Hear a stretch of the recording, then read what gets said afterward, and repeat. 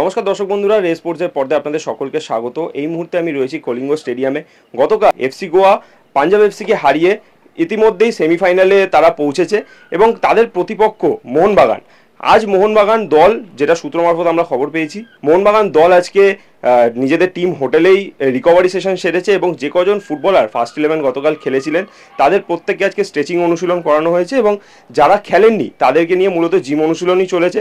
অপরদিকে সেমিফাইনাল ম্যাচটা যেটা হবে সেটা কিন্তু মোহনবাগান খেলতে চলেছে বিকেল 4:30 থেকে, অর্থাৎ এই ভুবনেশ্বরে যথেষ্ট গরমের আবহাওয়া এবং এই গরমের আবহাওয়ার সঙ্গে নিজেদেরকে মানিয়ে নেওয়ার জন্য একদম অনুশীলনের শেষে পুল সেশনও কিন্তু হয়েছে, যেখানে প্রত্যেকটা ফুটবলার নিজেদের বেশ একটা হাসি ঠাট্টার মেজাজেই ছিল। আপনারা গতকাল ম্যাচেও দেখেছেন যে এই ফুটবলার যে কজন খেলেছিলেন প্রত্যেকেই বেশিরভাগ জুনিয়র ফুটবলার ছিলেন এবং সেখানে সাহাল আব্দুল সামাদ এবং আশিক কুরুনিয়ান থেকে শুরু করে দীপক টাংরি হাতে গুনে কয়েকজনই সিনিয়র দলের ফুটবলার ছিলেন। তাদের সঙ্গে মেলবন্ধন করে যথেষ্ট ভালো ফুটবল তারা খেলেছেন। কেরালা ব্লাস্টার্সকে 2-1 গোলে হারিয়ে তারা সেমিফাইনালে জায়গা করে নিয়েছে। ফলে তাদের কাছে এখন মূল লক্ষ্য আগামী ম্যাচ, যেহেতু এফসি গোয়ার বিরুদ্ধে, গোয়াও যথেষ্ট কঠিন প্রতিপক্ষ, সেই প্রতিপক্ষের বিরুদ্ধে নিজেদের সেরা ফুটবলটা খেলাই কিন্তু এই গোটা মোহনবাগান দলের লক্ষ্য এবং সেই মতোই তারা আজকে নিজেদের রিকভারি সেশন সেরে, যেটা খবর, আগামীকাল থেকে তারা অনুশীলনে যোগ দেবে এবং এফসি গোয়ার বিরুদ্ধে নিজেদের রণকৌশল সাজাবে। এছাড়াও দীপক টাংরি দলের অধিনায়ক এবং আশিক কুরুনিয়ান, এই দুই গুরুত্বপূর্ণ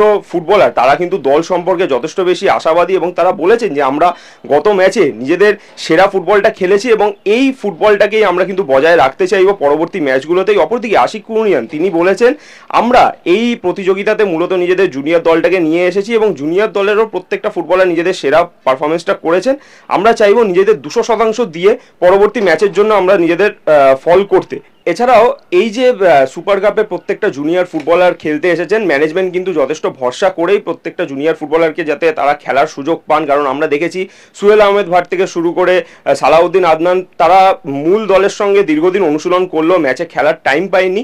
তবে এই সুপার কাপে তাদেরকে যে সুযোগটা ম্যানেজমেন্ট দিয়েছে তাদের উপর যথেষ্ট ভরসা করেছে এবং সেই ভরসার দাম তারা কিন্তু প্রথম ম্যাচে দিতে পেরেছে এবং আশাবাদী তারাও যে এই গোটা প্রতিযোগিতাতে তারা নিজেদেরকে ছাপিয়ে যাবেন এবং পরবর্তী ম্যাচগুলোতেও নিজের আরও সেরা পারফরমেন্সটা তারা দেবে।